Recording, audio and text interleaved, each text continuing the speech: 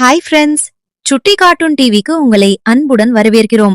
இன்று ஒரு சூப்பரான சுவாரஸ்யமான நீதி கதை உங்களுக்காக காத்திருக்கிறது. வாங்க கதையை ஆரம்பிக்கலாம். ஒரு அழகான பசுமை நிறைந்த காட்டில் எண்ணற்ற பறவைகளும் விலங்குகளும் ஒன்று கூடி மகிழ்ச்சியாக வாழ்ந்து வந்தன. அந்த அடர்ந்த காட்டின் நடுவே அமைதியான ஒரு குகையில் முத்து என்ற குட்டி முயல் ஒன்று வசித்து வந்தது. முத்து எல்லாரிடமும் மிகவும் அன்பாகவும் மரியாதையாகவும் பழகும். காட்டில் யாராவது துயரத்திலோ அல்லது ஆபத்திலோ இருப்பதாக தெரிந்தால் தன் வேலையை அப்படியே போட்டுவிட்டு ஓடோடி சென்று உதவி செய்வது முத்துவின் பழக்கம்.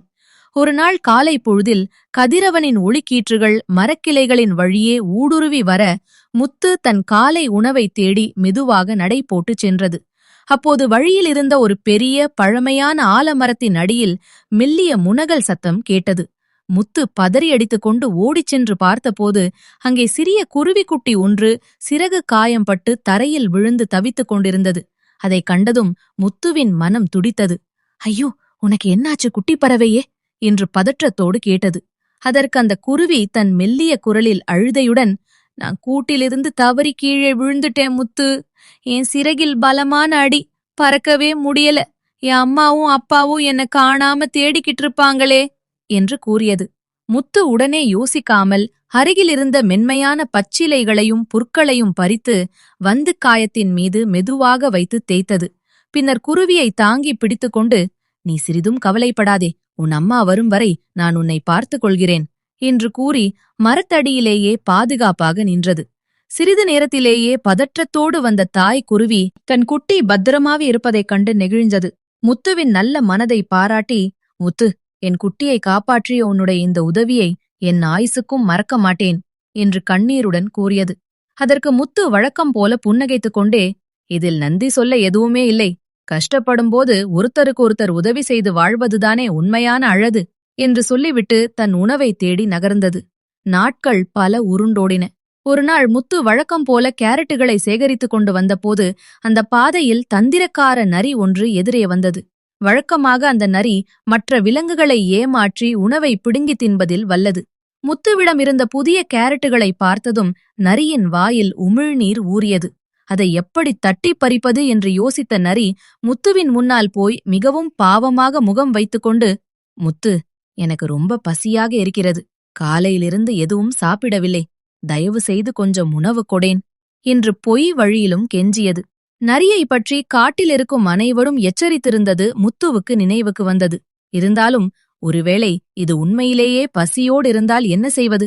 பசியோடு இருப்பவருக்கு உணவளிக்காமல் போவது நல்லதல்ல என்று நினைத்து தன்னிடம் இருந்த 2 கேரட்டுகளில் ஒன்றை நரிக்கு தாராளமாக கொடுத்தது.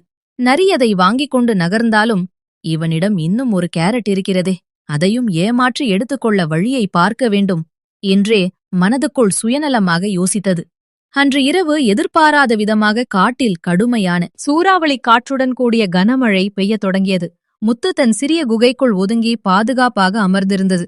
ஆனால் மழை நீர் குகைக்குள் மெல்ல புகத் தொடங்கியதோடு திடீரென ஒரு பெரிய மரக்கிளை முறிந்து விழுந்து குகையின் பாதையை முழுமையாக அடைத்துக் கொண்டது. முத்துவால் வெளியே வர முடியவில்லை. மழை நீரும் உயர உயர முத்து பயத்தில், யாராவது காப்பாற்றுங்கள், யாராவது உதவிக்கு வாருங்கள் என்று சத்தமாக கூக்குரலிட்டது. அந்த பக்கமாக தன் கூட்டை நோக்கி பறந்து கொண்டிருந்த அந்த சிறிய குருவி முத்துவின் குரலை கேட்டு திடுக்கிட்டு உடனே அங்கே வந்தது. நிலைமையை உணர்ந்த குருவி தாமதிக்காமல் காடெங்கும் பறந்து சென்று, முத்து ஆபத்தில் இருக்கிறான், உவைக்குள் மாட்டிக்கொண்டான், உடனே அனைவரும் வாருங்கள் என்று உரக்க கூவியது. செய்தி கேட்ட கணத்திலேயே காட்டிலிருந்த முயல்கள், அணில்கள், மான்கள் மற்றும் பிற பறவைகள் என பல விலங்குகள் ஒன்று திரண்டு ஓடி வந்தன.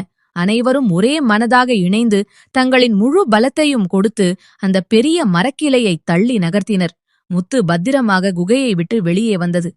என்னை ஆபத்திலிருந்து காப்பாற்றிய உங்கள் அனைவருக்கும் என் மனமார்ந்த நன்றிகள் என்று முத்து ஆனந்த கண்ணீருடன் கூறியது.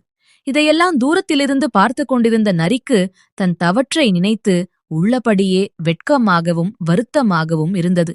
தான் சுயநலமாக ஏமாற்ற நினைத்த ஒருவனுக்கு அவன் செய்த நல்ல குணத்தால் முழு காடே திரண்டு வந்து உதவி செய்வதைக் கண்டு அதன் மனம் மாறியது. நரி மெதுவாக முத்துவின் அருகே வந்து தலை குனிந்து, முத்து, என்னை மன்னித்துவிடு. நீ எனக்கு பசியோடு இருந்தபோது தயங்காமல் உணவு தந்தாய். ஆனால் நானோ உன்னை ஏமாற்ற நினைத்தேன். இன்று நீ ஆபத்தில் இருந்தபோது உனக்கு உதவ வந்த கூட்டத்தை பார்த்த பிறகுதான் எனக்கு ஒரு பெரிய உண்மை புரிந்தது. நாம் பிறருக்குச் செய்யும் நன்மையும் அன்பும் ஒருபோதும் வீணாக்காது.